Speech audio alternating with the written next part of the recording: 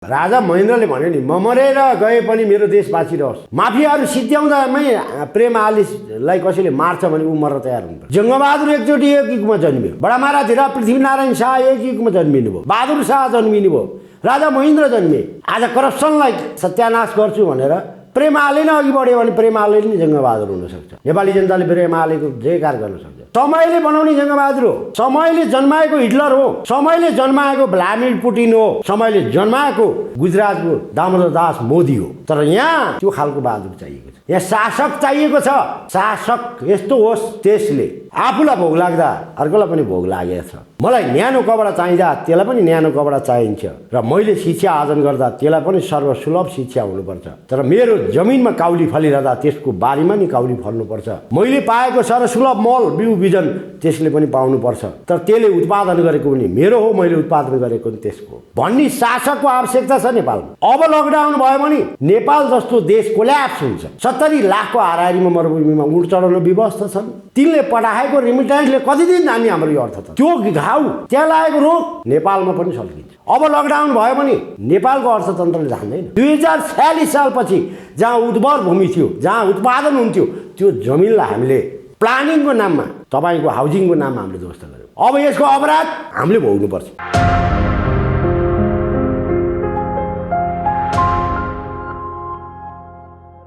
दर्शकवृन्द नमस्कार।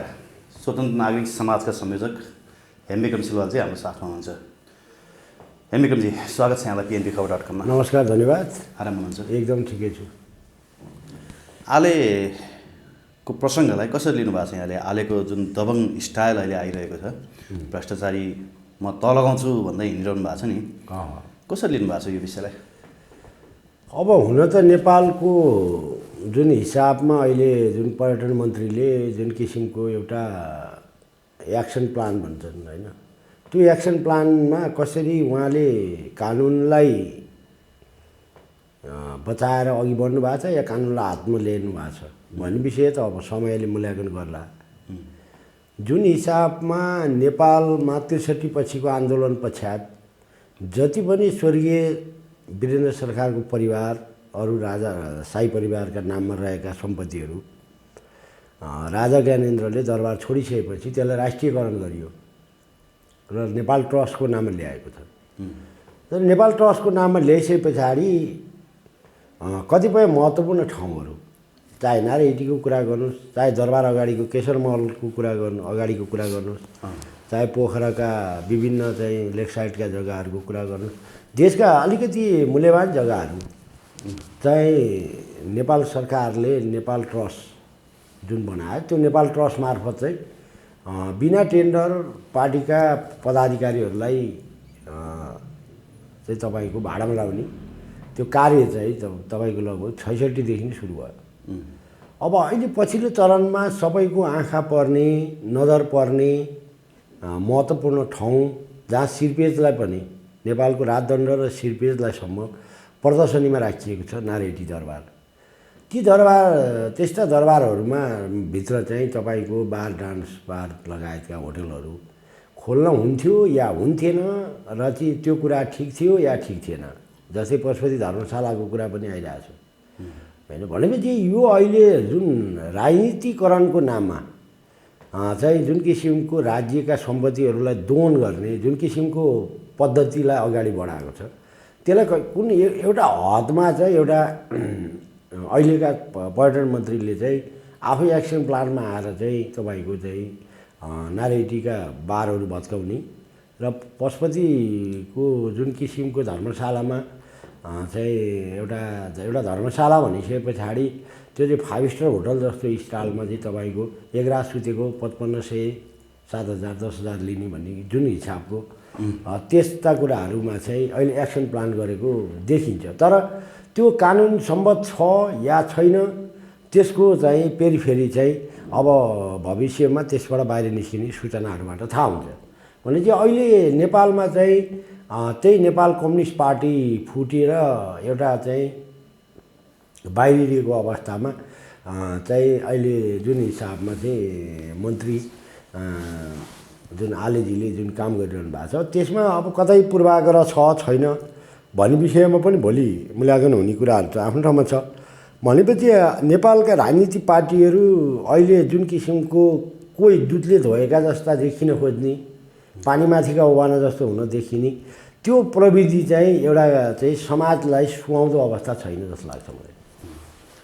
जस्तो पशुपति विकास कोष छ होइन, पशुपति विकास कोषमा पनि त त्यति धेरै कर्मचारीहरू छन्, पदाधिकारीहरू छन् होइन। कोषले आफै पनि त सञ्चालन गर्न सक्थ्यो नि त्यो धर्मशाला। एउटा कुरा त्यो भयो। अर्को नारायण हिटीमा पनि तपाईँको सङ्ग्रहालय संरक्षण समिति त छ, त्यो समितिले आफै चाहिँ त्यहाँ क्याफेटेरिया सञ्चालन गर्न पनि सक्थ्यो। भनेपछि यो चाहिँ के भन्छ जो सेटिङमै भएको रहेछ भन्ने कुरा चाहिँ हामीले बुझ्न सक्छौँ होइन। होइन, यो त पुरै सेटिङ हो। तपाईँको जसरी पनि नेपालको प्यालेस, अब प्यालेसको मातहतमा रहेका सम्पत्तिहरूलाई अकुपाई गर्ने, जस्तै तपाईँ भन्नु न राजा, हामीले पञ्चायतलाई गाली गऱ्यौँ। राजा महेन्द्रले एउटा पञ्चायती व्यवस्थामा राजनीतिक पार्टी थिएन होइन, तर प्रतिनिधि सभा पनि थियो, राष्ट्रिय सभा पनि थियो, जिल्ला पञ्चायत पनि थियो, गाउँ पञ्चायत पनि थियो। प्रधानमन्त्री, नेपालको प्रधानमन्त्री बस्नको लागि एउटा किसिमको एउटा सुविधाजनक भवन चाहिन्छ भनेर बालुवाटारलाई जसरी राजा महेन्द्रले विकास गरे होइन। अब जस्तै वीर शमशेरको सन्तानहरू बस्नको लागि बनाएको दरबार हो नि यो सिंहदरबार त। आखिरीमा सिंहदरबार चाहिँ तपाईँको के भयो त भन्दा सिंहदरबार अहिले राष्ट्रिय कामकाजको रूपमा आयो। राणाहरू 2007 सालमा विस्थापित भएपछि भनेपछि जति पनि नेपालका अमूल्य जमिन र सम्बन्धित ठाउँका जमिनहरू त सबै राणाका व्यक्तिगत नाममा थिए। सिंहदरबार कुनै राजकाजका लागि बनाएको होइन नि त। सिंहदरबार त तपाईँको सिंह शमशेरका छोराहरू होइन लाई चाहिँ तपाईँको चाहिँ 7 भाइ छोराहरूको लागि बनाएका भवनहरू थिए। तर राज्यलाई आवश्यक पर्दाखेरि कुनै पनि जमिनहरू राज्यले अकुपाई गर्न सकिन्छ। जस्तै हामीलाई पूर्जा दिएको छ नि नेपाल सरकारले, राज्यले चाहेको बेलामा खाली गर्दाखेरि म खाली गर्नेछु भन्ने हामीसँग साक्षी छ नि होइन। हाम्रो पूर्जामा त्यो लेखिएको छ नि। राज्यले भोगचलन गर्छु भन्दाखेरि त्यो दिनुपर्ने भन्ने छ नि शर्तनामा। त हामीले सम्पत्ति त व्यक्तिको नाममा छ, तर शर्तनामा त्यो लेखिएको छ नि। किन भन्दाखेरि राज्यलाई आवश्यक पर्यो भने व्यक्तिको सम्पत्ति त अकुपाई गर्न सक्छ भने राज्यको सम्पत्तिलाई व्यक्तिको नाममा कृत्य कागज गरेर, चाहे बालुवाटारको कुरा गर्नुहोस् चाहे जुनसुकै कुराहरू, आज भाडामा लाउने नाममा धेरै सम्पत्तिहरू, जस्तै यही तपाईँको त्रिपुरेश्वरको जुन किसिमको बिल्डिङको कुरा गरौँ, त्रिपुरेश्वरमा त्रिभुवन युनिभर्सिटीका जति पनि जग्गाहरू छन् ती जग्गाहरू अहिले सारा भाडामा लगाएको छ। अब त्यो तपाईँको कौडीको भावमा लगाइएको छ क्या।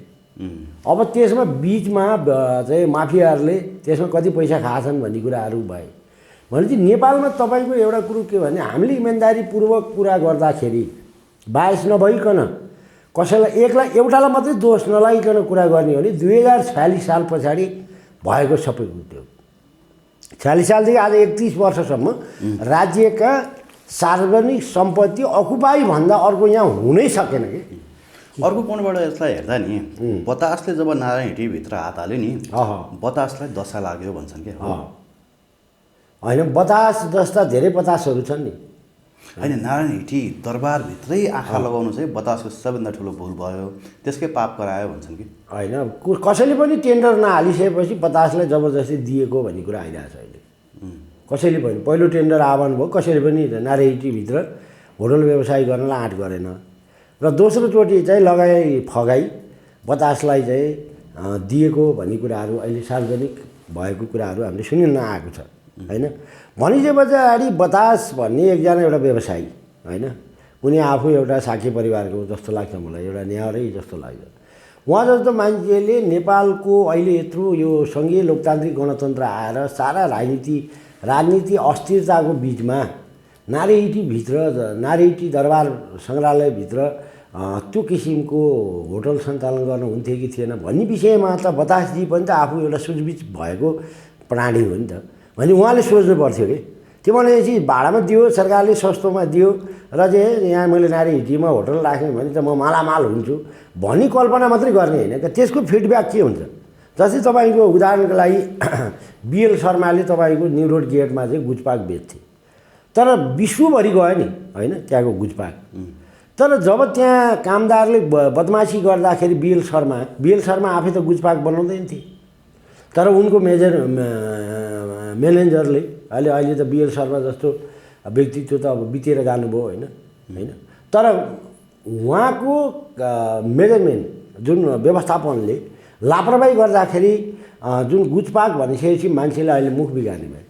निरुडको गुजपाक भनिसकेपछि मान्छेले काठमाडौँबाट जस्तै मेरो मुवाहरूले मेरो गाउँका आफन्तहरूले पनि भन्नुहुन्छ बाबु त काठमाडौँबाट आउँदाखेरि अर्थु केही ल्याउनु पर्दैन है, निरुडको गुजपाक चाहिँ ल्याइदे, त्यहाँको गुजपाक खाएपछि शरीरलाई यति फाइदा हुन्छ, स्वस्थ वर्गक छ, चिसो लागेको हराउँछ र मान्छेको शरीरलाई स्ट्रङ बनाउँछ, त्यहाँ मसलादार गुजपाक पाइन्छ, बाबु अर्थु केही ल्याउनु पर्दैन भनेर भन्थे। अब त्यही गुजपाकको कारणले गर्दाखेरि बिएल शर्माको कत्रो बदनाम भयो। तर बिएल शर्मा आफू दोषी त होइन, तर बिएल शर्मा त्यहाँ मुसिनु पुगे भनेपछि आज मिनबहादुर गुरुङले जुन किसिमको गल्ती गरे होइन, कुमारी बैङ्कसँग मिलेर भनौँ न धेरै मान्छेहरू, अब तपाईँको आज चाहिँ बालुवाटार जग्गा केसमा चाहिँ तपाईँको बालुवाटारको जग्गा अकुपाई गर्नेलाई चाहिँ टुँडीखेलमा दिनदारै गोली हान्नुपर्ने हो, चाहे मेरो बाउ किन नपरोस् के। किन भन्दा राष्ट्रको एउटा कार्यकारी प्रधानमन्त्री बस्ने एउटा क्वार्टर प्लानिङ गरेर एउटा दलालले बेची खान्छ भने यो संस्था, यो राज्य सञ्चालक के हेरेर बस्छ के। भोलि त सिंहदरबार पनि त यिनीहरूले बाँकी त राख्दैन, फाइलै फिर्ता पठाइदिइसक्यो सरकारी वकिलको कार्यालय। होइन, मैले भन्न खोजेँ किन भन्दाखेरि काले काले मिलेर खाउँबाले होइन। 2046 साल पछाडि भएको भनेको काले काले मिलेर खाउँबाले। अब आयो आलेले नि त, अब आले आएको छ, अब आलेले अब के गर्ने हो। काले काले मिलेर खाउँ भालेलाई आलेले कतिको कारवाही गर्न सक्छ त होइन। उनी कति स्ट्रङ छन् के, कानुन कतिको स्ट्रङ छन् होइन। चर्चामा त आज मिडियामा होइन प्रेम आले होइन। अब पहिला योभन्दा अगाडि वनमन्त्री हुँदाखेरि अब पिपलको बोर्डले चाहिँ अक्सिजन लिन्छ, अब पिपल बोर्डले दिएको कार्बन डाइअक्साइड चाहिँ हामी लिन्छौँ भनेर विवादमा पनि आउनुभयो उहाँ होइन। त्यो भएको कारणले गर्दाखेरि अहिले जुन किसिमको उहाँले चाहिँ नारीटीको बतासकोले बनाएको जुन भौतिक संरचना भत्काउनेदेखि लिएर गएर पशुपति विकास कोषमा जुन चलिरहेको एउटा तपाईँको लजको विषयमा एक्सन लिनुभएको छ। तर यस्ता यी त सामान्य कुराहरू भनौँ न। त्रिभुवन युनिभर्सिटीको कुरा गर्नुहोस्, त्रिभुवन युनिभर्सिटीको सारा जमिनहरू आज भाडामा लगेर बिचमा होइन, जे होस् एक्सन ओरिएन्टेड त होइन, कमसेकम उसले एउटा सुरुवात चाहिँ गरे होइन। तर त्यो उनी कति स्ट्रङ छन् र उनले थालनी गरेको कुराहरू कार्यान्वयनमा आउँछ कि आउँदैन, महत्त्वपूर्ण कुरा यो। कार्यान्वयनमा आयो भने त प्रेम हालेलाई सबैले सलाम गर्लान्, त्यो पार्टीसँग सरोकार भएन, प्रेम हाले। किनभने एकजना व्यक्ति सफल भयो र एकजना व्यक्ति इमान्दारिता भयो भने त्यो मुलुक रूपान्तरण हुन्छ, बुझ्नु भएन। आज सिपिङ माओ पछाडिको सिपिङजिङ भनौँ योभन्दा अगाडि हुजिनताओ यी लगायतका मान्छेहरू आउँदा चिनको प्रगति भएको अवस्था छ होइन। अब सोभियत सङ्घ विघटन पछाडि अब अहिले रसाको कुरा गर्ने भने भ्लादिमिर पुटिन आएपछि रसा हिजोको अवस्थामा होइन चाहिँ बिस्तारी चाहिँ ऊ फेरि प्रगतिको मार्गमा अगाडि बढिरहेको र आर्थिक रूपमा पनि र चाहिँ प्रगति गर्दै गएको देखिन्छ। जस्तै भारतमा पनि तपाईँको चाहिँ भारतमा मोदी उदय भएपछि भारतमा पनि तपाईँको चाहिँ लगभग तपाईँको एउटा हिन्दुजमको एउटा टार्गेट हो होइन। वास्तवमा त्यो टार्गेटमा चाहिँ भारत पनि बिस्तारै अगाडि बढेको देखिन्छ। जस्तै पनि पश्चिमाहरू आफ्नै तरिकाको आफ्नै संस्कृति अनुसार चलिरहेको अवस्था छ भने चाहिँ हामीले एसियाभित्र अब हामी चाहिँ एउटा सभ्य समाज चाहिँ नेपाली सभ्य समाज थियो हिजो। 2046 सालभन्दा अगाडि नेपालको समाज भनेको एकदम सभ्य समाज थियो। तर आज नैतिकता गुमेको संसारमा कोही मानव जातिहरू छन् भने नेपाली छन्। किनभने नेपालीहरूले आफ्नो नैतिक धरातल बिर्सिए होइन। बाबुबाजेले मानिआएका रीतिरिवाज होइन, कुल धर्म होइन। तपाईँ घुस ल्याउने र घुस दिने देशका अपराधी हुन् भनेर जुन बडामारा धिराज पृथ्वीनारायण शाहले एउटा जुन किसिमको उपदेश छोडेर जानुभयो होइन, जुन पृथ्वी पथ भनिन्छ। आज पृथ्वी पथको त्यति नै महत्त्व छ भनेपछि एउटा कस्तो भन्दाखेरि शासक वर्ग चाहिँ एकदम कमजोर र शासकहरूमा चाहिँ के भन्दाखेरि मै कमाउँ मै खाउँ र मै सुखशैल गरौँ र मेरो पार्टी। जब मान्छेहरू मल्टिपार्टी डेमोक्रेसीमा के हुँदो रहेछ भन्दा पार्टीको झोले भइसकेपछि पार्टीका आफ्नै नेताले गल्ती गरे पनि हुँदै होइन यो प्रतिपक्षले आरोप लगाएको भन्ने हुँदो रहेछ र अरूले राम्रो गरेको भन्ने नराम्रो देखिने रहेछ। भनेपछि पछाडि स्वतन्त्र चस्माले स्वतन्त्र हिसाबले हेर्नुपर्ने हो। तर स्वतन्त्र रूपमा चाहिँ हाम्रो देशमा कुनै पनि निकाय रहन सकेन। चाहे सर्वोच्च अदालतको कुरा गर्नुहोस्, चाहे अखिल दुरुपयोग अनुसन्धानको कुरा गर्नुहोस्, चाहे सम्पत्ति शुद्धिकरणको कुरा गर्नुहोस्, कुनै पनि निकायहरूलाई चाहिँ कोचल गाँडो बनाउन र चाहिँ विवादमा ल्याउने काम बाहेक अरू केही पनि हुन सकेन। जस्तो एउटा प्रश्न नि यहाँ, बतासको कनेक्सन डाइरेक्ट आर्जु राणासँग, होइन, देउवासँग, ओलीसँग, सबैसँग राम्रो छ उहाँको, उनले भनेका छन् त्यो अन्तर्वार्तामा, होइन। तर आलेको यो टिकडम अनि यी शीर्ष नेताहरू नबोल्नु चाहिँ मान्छेले कसरी परिभाषा गर्न थाले भने, जसरी राप्रपामा जनजातिको छोरो भएकै कारणले राजेन्द्र लिङ्गदेनको उदय भयो नि, राजेन्द्र लिङ्गदेनको जुन पब्लिकको एक किसिमको सेन्टिमेन्ट थियो राजेन्द्र लिङ्गदेनप्रति, त्यसलाई क्याच गर्नको लागि चाहिँ आलेलाई अगाडि बढाइयो भन्छन्, होइन। यो कन्स्पिरेसी कहाँसम्मको ट्रु होला? अब तपाईँलाई म एउटा उदाहरण दिन्छु। राजेन्द्र लिङ्गदेन राष्ट्रिय प्रजातन्त्र पार्टीका अध्यक्ष राजेन्द्र लिङ्गदेनको कुरा पनि जोड्नुभयो, तपाईँले प्रेम आलेको कुरा पनि जोड्नुभयो। योभन्दा 15 वर्ष अगाडिको एउटा टिचिङ हस्पिटलको एउटा घटना म तपाईँलाई स्मरण गराउँछु। टिचिङ हस्पिटलको एउटा पिउनको छोरोले फ्री स्कलरसिपमा 1 नम्बरमा नाम निकालेछ। टिचिङ हस्पिटलको ओपिटी बाहेक सबै हडताल छ बा, सरकार बेखबर भयो। तपाईँले रेकर्डमा हेर्न सक्नुहुन्छ। पछि किन यो टिचिङ हस्पिटलमा यो चाहिँ तपाईँको चाहिँ बेखबर, के अरे ओपिटी बाहेक चल्दैन, एमर्जेन्सी बाहेक चल्दैन भने अनुसन्धान गर्दै जाँदाखेरि पछि त्यहाँ चाहिँ छानबिन समितिले के पत्ता लगायो भन्दाखेरि, छानबिन समिति गठन भयो। के पत्ता लगायो भन्दाखेरि डक्टरको छोरो चाहिँ फेल भएछ। अब के अरे पिउनको छोरोले 1 नम्बरमा स्कलरसिपमा नाम निस्के पछाडि त्यहाँका हुने खाने डाक्टरहरूलाई सही भनेर र छाती पिटेर ओहो भनेर त्यो पिउनको छोरोलाई डक्टर हुनबाट रोक्नको लागि पो हडताल भएको रहेछ। एउटा उदाहरण त्यो। त्यसपछि 62-63 पछाडि एउटा आन्दोलन भयो। कहाँ भन्दा नवलपरासीमा। एउटाको मन परेको केटी अर्कोसँग बिहा गरेर गएछ। गएपछि ऊ आएर नाङ्गेघार भएर चाहिँ नवलपरासीको सडकमा प्रदर्शन सुरु गरेछ। 2-4 जना जोड्या लठाइ जम्मा पारेर। प्रशासन के को बन्द हो? अब त्यतिखेर भर्खर माओवादीहरू सत्तामा आएको, प्रहरी प्रशासनले पनि डाइरेक्ट हस्तक्षेप, माओवादी के हो, के हस्तक्षेप गर्ने कि नमिल्ने भनेर चाहिँ सरकार पनि तपाईँको त्यति हस्तक्षेपकारी भनौँ न स्थानीय प्रशासन थिएन। 10-12 दिन भइसक्यो नवलपरासी बन्द भएछ, पुरो के अरे गाडी त चल्दैन। फेरि त्यहाँ अब के हो त यो भनेर चाहिँ छानबिन सुरु भएपछि यो मन परेको केटी उसको बाबुआमाले अर्कालाई बिहा गरिदिए उसमा चाहिँ गर्लफ्रेन्ड अर्कालाई बिहा गरिदिएको हिसाबमा नवलपरासी बन्द भयो 15 दिन। 15 दिन यो एकदम रेकर्डमा छ। तपाईँले नवलपरासीमा तपाईँको सिडिओसँग त्यहाँको स्थानीय प्रशासनसँग तपाईँले त्यो रेकर्ड हेर्न सक्नुहुन्छ। अब यहाँ राजेन्द्र लिङ्गदेनको र प्रेम आलेको कुरा जोड्नुभयो तपाईँले। राजेन्द्र लिङ्गदेनले पार्टी अध्यक्ष जितेकोमा यो देशका सामन्त वर्ग, आफूलाई प्रबुद्ध वर्ग भन्नेहरूलाई कसैलाई चित्त बुझेको छैन। बाहुन क्षेत्री मात्रै नभन्नु, जनजाति भित्र पनि चित्त बुझेको छैन। सामन्तीहरू सबैभन्दा खराब सामन्तवाद जनजातिभित्र छ हो र। क्षेत्री बाहुन त त्यसै सामन्ती हो। एक महिना खाना पुग्ने भएपछि ऊ लाउके भइहाल्छ। भनेपछि त्यहाँ भोलि राजेन्द्र लिङ्गदेनलाई सिद्ध्याउन अर्को जनजाति नै प्रयोग हुन्छ कि त्यहाँ क्षेत्री बाहुन प्रयोग हुँदैन। त्यही हो त। अब आलेलाई पनि त्यसै गरी सिद्ध्याउने हो। अब आलेलाई कहाँ पुऱ्याएका छन् अहिले सबैले उरालेर ठिक भनेर त्यो बाँसको लिङ्गको सीमित टुप्पामा पुगेको छ। अब 2-4 दिन पछाडि हेर्नु फेद काट्छन्। त्यो आले पछाडिएको छाइ पाउँदैन।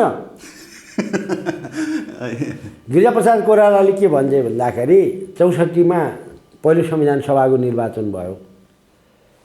त्यस पछाडि उनले पशुपतिमा आक्रमण गरे, त्यहाँबाट प्रधान सेनापतिमा आक्रमण गर्यो, त्यसपछि राष्ट्रपतिमाथि नै जाइला।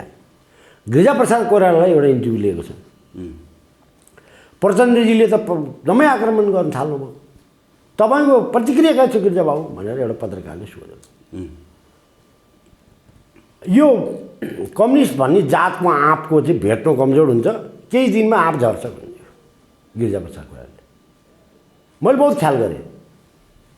उनी लगभग 7 महिना मात्रै टेकेका थिए मन्त्री प्रधानमन्त्री भएको। अनि मैले त्यहाँ पाटनका कलेजका चाहिँ 2-4 जना प्रोफेसरहरूलाई भने गिरिजाले त यो भन्यो नि, गिरिजाबाबुलाई आयो भने मलाई अनि अब मैले भने अब ती सबैजना चाहिँ फेरि प्रचण्ड पस्का रहेछन् होइन। त्यसपछि चिया मिठो भएन, मलाई चिया मिठो भएन। नभएपछि अब यहाँ कुरा गरेर चाहिँ यो यहाँ चाहिँ गहुँ पिसिन्न भनेपछि म चुप लागेँ। अनि मैले त्यहाँ पूर्व मन्त्री एकजना सोमप्रसाद ग्यावाली, पूर्व मन्त्रीको छोरा दिपक ग्यावाली, जलस्रोत मन्त्री पनि भएको। अनि म फोन गरेँ, ए मन्त्रीजी तपाईँसँग यसो एक कप चिया खानु मन लाग्यो भने मैले। हरि गिरिजाले यो भन्यो, के हो यो भन्यो। अब यी कम्युनिस्ट हुन् सिलवालजी, अब भन्यो भने अब हामीलाई प्रतिगामी भन्छन्। म त राजाले मन्त्री बनाएर मन्त्री भएको मान्छे, गिरिजाले भनेको कुरा ठिक हो, केही कुछ गडबड हुन्छ भनेपछि मलाई नि निन्द्रा लाग्यो। घर गएँ, एक थाल भात खाएँ, सुतेँ। कुरो बुझ्दैन।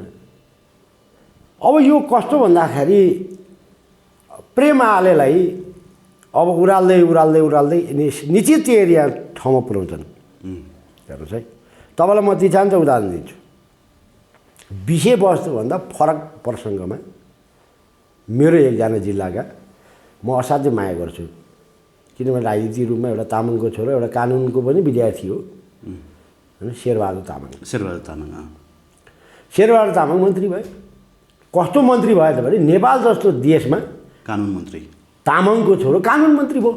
म यति खुसी भएँ, मलाई पार्टीसँग मतलब भएन, मेरो जिल्लाको हिसाबले। मान्छे पनि राम्रो नि फेरि होइन, मान्छे उनी अनुहार जसीको होस् मलाई मतलब भएन, होइन व्यवहार पनि होइन। के छ मैले अहिलेसम्म उनीसँग बसेर योभन्दा 10-12 वर्ष अगाडि धेरै पटक उहाँसँग अन्तर्वार्ता गरेँ। होइन, मैले चाहिँ मेरो चाहिँ शालीन मान्छे होइन, हजुरले भेट्नु भयो होला। मैले चाहिँ उनीसँग 10-15 वर्ष अगाडि चौतारामै हुनुपर्छ या कहीँ मैले भेटेर यसो चिया खाएको छु शेरबहादुर तामाङसँग होइन। शेरबहादुर तामाङ मन्त्री भइसकेपछि मसँग नम्बर पनि थिएन। कसैसँग नम्बर लिएर ल मेरो जिल्लाको सिन्धुपाल्चोक जिल्लाको इज्जत राख्नुभयो। तामाङको छोरो पहिलो कानुन मन्त्री हुनुभयो, त्यो पनि बहुदलमा। पञ्चायतमा त राजाले बुद्धिमान तामाङलाई गृहमन्त्री बनाए होइन, भीमबहादुर तामाङहरू पनि आए। तर अब यहाँ अहिले कमसेकम सिन्धुपाल्चोकबाट कानुन मन्त्री भएकोमा म असाध्यै खुसी भएँ भनेर मैले बधाई दिएँ। यसो भेट्नुपर्छ है सिलवालजी, काई साहब भन्नुभयो। अनि मैले हुन्छ भेट्नुला भने। अब प्रसङ्ग के भयो, कानुन मन्त्री थिए, शिक्षाको विषयमा होइन। अब यहाँ चाहिँ बङ्गलादेश चाहिँ तपाईँको नर्स डक्टर पढ्न जाने विद्यार्थीको विषयमा अनावश्यक भनौँ न टिप्पणी उनको त्यो थिएन होइन। तर उनी एउटा कानुनको विद्यार्थी थिए। त्यो आफ्नो प्रसङ्गभन्दा बाहिर गएर प्याचा बोल्ने बित्तिकै उनको मन्त्री भयो होइन त। मन्त्रीबाट उसले आधुनु पऱ्यो, लगभग 6 महिना नि कट्न पाउनु भएन मलाई। तर त्यहाँ शेरबहादुर तामाङको ठाउँमा कुनै एउटा पर्साई, ओली, ढकाल, दाहाल भएको भए मन्त्री जाँदैन थियो। तामाङ भएकै कारणले भयो सबैजनाले लोहाटी यो भन्ने। अब सिन्धुपाल्चोकको तामाङका छोराछोरी त न नर्स पढ्छन् न डाक्टर पढ्छन्, हेप्ने हामीलाई भनेर मन्त्रीको राजीनामा दिनु बाध्य बनायो। बुझ्नु भने नेपालमा जब के छ भन्दाखेरि तपाईँले उठाएको कुरामा जुन प्रेम आलेको कुरा गर्नुभयो, प्रेम आले सुझबुझका साथ कानुनलाई हातमा नलिकन अघि बढ्नुभयो भने सफल हुनु होला। म प्रेम आलेले अहिले गरिरहेको कामप्रति म सकारात्मक छु, तर कानुनमा हातमा लिएर होइन, नियम सम्मत यदि अनियमितता भएको हो भने। पशुपति विकास कोषमा उनी संस्कृति पर्यटन मन्त्री पनि हो। नेपालको धर्म संस्कृतिमाथि भएको हमलाको विषयमा पनि उनले नजरअन्दाज गर्न मिल्दैन, त्यसमा पनि हेर्नुपर्छ। पशुपति विकास कोषको सारा सम्पत्ति अब चाहिँ प्रेम आलेले खोज्ने प्रयास गर्नुपर्छ। लुम्बिनी विकास कोषको जमिन खोज्ने हिम्मत गर्नुपर्छ। जानकी मन्दिरको चाहिँ मन्दिर के अरे जमिनहरू खोज्ने चाहिँ हिम्मत गर्नुपर्छ। तपाईँको चाहिँ स्वर्गदारीको चाहिँ दाङमा चाहिँ जति पनि जमिनहरू छ स्वर्गदारी जुन मन्दिरको नाममा, भने देशैभरिका गुठीका जग्गाहरू जसरी अकुपाई भएको छन् नि, ती सबै खोज तलास गर्नलाई चाहिँ तपाईँको प्रेम आलेले हिम्मत गरे भने प्रेम आले नेपालमा नेता हुन्छ। तर आलेलाई त्यसो गऱ्यो भने त सिद्धै होला नि। एउटा म मरे पनि त्यसो गऱ्यो भने त के बाँकी राख्ला। राजा महेन्द्रले भन्यो नि, म मरेर गए पनि मेरो देश बाँचिरहोस्। माफियाहरू सिद्ध्याउँदामै प्रेम आलिसलाई कसैले मार्छ भने ऊ मर्न तयार हुनुपर्छ। कसले अझ मरि बुद्धि लिएर आयो संसार? कोही छैन। जङ्गबहादुर एकचोटि एक युगमा जन्मियो, बडा महाराज पृथ्वीनारायण शाह एक युगमा जन्मिनु भयो, बहादुर शाह जन्मिनु भयो, राजा महेन्द्र जन्मे। आज करप्सनलाई सत्यानाश गर्छु भनेर प्रेम आले नै अघि बढ्यो भने प्रेम आले नै जङ्गबहादुर हुनसक्छ। नेपाली जनताले प्रेम आलेको जयकार गर्न सक्छ। प्रेम आले जङ्गबहादुर हुन सक्छन्? समयले बनाउने जङ्गबहादुर हो, समयले जन्माएको हिटलर हो, समयले जन्माएको भ्लादिमिर पुटिन हो, समयले जन्माएको सिपिङजिङ हो, समयले जन्माएको गुजरातको दामोदर दास मोदी हो। तर यहाँ त्यो खालको बहादुर चाहिएको छ। यहाँ शासक चाहिएको छ। शासक यस्तो होस् त्यसले आफूलाई भोग लाग्दा अर्कोलाई पनि भोग लागेको छ। मलाई न्यानो कपडा चाहिँदा त्यसलाई पनि न्यानो कपडा चाहिन्छ र मैले शिक्षा आर्जन गर्दा त्यसलाई पनि सर्वसुलभ शिक्षा हुनुपर्छ। तर मेरो जमिनमा काउली फलिरहँदा त्यसको बारीमा नि काउली फल्नुपर्छ। मेरो बारीमा उखु फल्दा त्यसको बारीमा नि उखु फल्नुपर्छ। मेरो बारीमा खेतमा धान फल्छ भने त्यसको बारीमा नि धान फल्नुपर्छ। मैले पाएको सर्वसुलभ मल बिउ बिजन त्यसले पनि पाउनुपर्छ। तर त्यसले उत्पादन गरेको पनि मेरो हो, मैले उत्पादन गरेको पनि त्यसको भन्ने शासकको आवश्यकता छ नेपालमा। आज त्यो परिस्थितिमा आज जुन किसिमको कोभिड-19 चलेको छ, अब लकडाउन भयो भने नेपाल जस्तो देश कोल्याप्स हुन्छ। किन भने हाम्रो अर्थतन्त्र डामाडोल भइसक्यो। आज हाम्रा भाइ छोरा दिदीबहिनी विदेश गएका छन्। 70 लाखको हाराहारीमा मरुभूमिमा उठ चढाउन विवश छन्। तिनले पठाएको रिमिटेन्सले कति दिन जाने हाम्रो यो अर्थतन्त्र? आज मुद्राकोष ऋण लिनुपर्ने अवस्थामा पुग्यो। आज हाम्रो छिमेकमा मित्र राष्ट्र श्रीलङ्काको अवस्था मुद्राकोष अर्थतन्त्र राम्रो छ। त्यो घाउ त्यहाँ लागेको रोग नेपालमा पनि सल्किन्छ। अब लकडाउन भयो भने नेपालको अर्थतन्त्रले जान्दैन। हामीले हाम्रो उर्वर भूमिलाई बाँधो राख्यौँ र हामीले जमिनमाथिको अपराध गऱ्यौँ। 2046 सालपछि जहाँ उर्वर भूमि थियो, जहाँ उत्पादन हुन्थ्यो, त्यो जमिनलाई हामीले प्लानिङको नाममा, तपाईँको हाउसिङको नाममा हामीले ध्वस्त गऱ्यौँ। अब यसको अपराध हामीले भोग्नुपर्छ। अब हिमालदेखि पहाड तराईसम्मका भूभागहरूलाई सिजन अनुसारको खेतीपाती हामीले गर्न सकेनौँ भने हामी छिटै नै भुकमारीमा फस्छौँ, छिटै नै हामी दलदलमा फस्छौँ। तर हिजो 46 सालभन्दा अगाडि हामीले राम्रा लाउन पाएनौँ होला, मिठो मसिनोसँग खाना पाएनौँ होला, तर फुस्रो खाए पनि, तर छाक टार्नलाई नेपालीलाई समस्या थिएन। आज हामीले परनिर्भर हुँदै गएर घरमा अचारको लागि तयार हुने, गमलामा लगाएर पनि प्राप्त हुने धनिया पनि विदेशीको मुख ताक्नु पर्यो। यसलाई प्रजातन्त्र भनिन्न, यसलाई सङ्घीय लोकतान्त्रिक गणतन्त्र भनिन्न। त्यसपछि हामी अब बेलायमा समय छँदै सोच, उमेर छँदै मोच भन्छ क्या, यो हामीले नगर्ने हो भने अब हामी परदिन त भयौँ, एक दिन हाम्रो जस्तो देश कोल्याप्स हुन्छ। त्यो कोल्याप्सको बाटोमा हामी गइरहेका छौँ। हामी दिन प्रतिदिन अघि बढिरहेका छौँ। त्यस कुरालाई मध्यनजर गर्नुपर्ने अवस्था छ। आज एउटा नारे इटी मात्रै अकुपाई होइन, कुन व्यापारीले के गरे मात्रै होइन, हामी अबको WHO को विश्व आतङ्क वान वर्ल्ड अर्डर मार्फत चलिरहेको छ। आज विश्वलाई WHO ले कन्ट्रोल गर्ने र आज हाम्रो पूर्वीय दर्शन अन्तर्गतको हाम्रो आयुर्वेद शिक्षा पद्धतिलाई कोल्याप्स गर्ने, वैदिक सनातनदेखि चलिआएका आयुर्वेद पद्धतिहरूलाई कोल्याप्स गर्ने जुन किसिमको अन्तर्राष्ट्रिय डन दादागिरी चलेको छ, त्यसमा नेपाल सरकार, नेपालका बुद्धिजीवी, नेपालका वरिष्ठ पत्रकारहरू, वरिष्ठ चिकित्सक, शासनमा PhD गरेकाहरू चुक्क बोल्दैन। हामीलाई 2 चोटि भ्याक्सिन लगाएपछि पुग्छ भनेको होइन, फेरि अर्को भ्याक्सिन आयो। त्यो भ्याक्सिन दादुराको खोप एकचोटि लाउँदा हुन्थ्यो, बिफरको एकचोटि लाउँदा भयो, लुतोको एकचोटि लाउँदा भयो। तर यो कोभिड भन्ने त विश्वलाई नियन्त्रण गर्ने एउटा चाहिँ अन्तर्राष्ट्रिय मेडिकल माफियाहरूको दादागिरीले अब नेपाल जस्तो देशहरू, नेपाल मात्रै भन्दिनँ म, सासाना देशहरू आफ्नो अर्थतन्त्रमा नि निर्बल नहुने र संसारको अर्थतन्त्र WHOले कन्ट्रोल गर्ने र जनतालाई धर्मप्रति नास्तिक बनाउँदै लाने यो किसिमको अन्तर्राष्ट्रिय डिजाइनमा चलिसक्यो। तर त्यसबाट सचेत हुने कि नहुने अब नेपाल? अब हामी त्यतातिर अगाडि बढेनौँ र हामी त्यतातिर हामीले सोच विचार गरेनौँ र हामी त्यतातिर लम्केनौँ र हाम्रा मूल्य मान्यता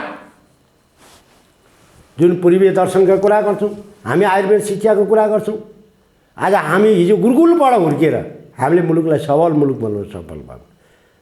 तर आज जुन परिस्थिति जन्मिएको छ यसमा हामीले बहुत विचार पुर्याउन सकेनौँ भने नेपाल कोल्याप्स हुन्छ। हस् हेमिकमजी, यहाँलाई धन्यवाद दिन चाहन्छु समय समाजको लागि। धन्यवाद। बोलाउनु भयो, 2-4 कुरा राख्ने मौका दिनुभयो। म धेरै दिनदेखि म बोलिरहेको थिइनँ र यस विषयमा बोल्नको लागि तपाईँको PNP खबरलाई पनि धन्यवाद। र देशमा सबैले सोच्ने बेला आएको छ, अब राष्ट्रिय एकता कायम गरेर मुलुकलाई कसरी समृद्धि बनाउने भन्ने विषयमा हामी ध्यान पुर्याउन सकेनौँ भने हाम्रो जस्तो देश इतिहासको पानामा सीमित हुनेछ भन्दै बिदा हुन्छु। जय गोरख।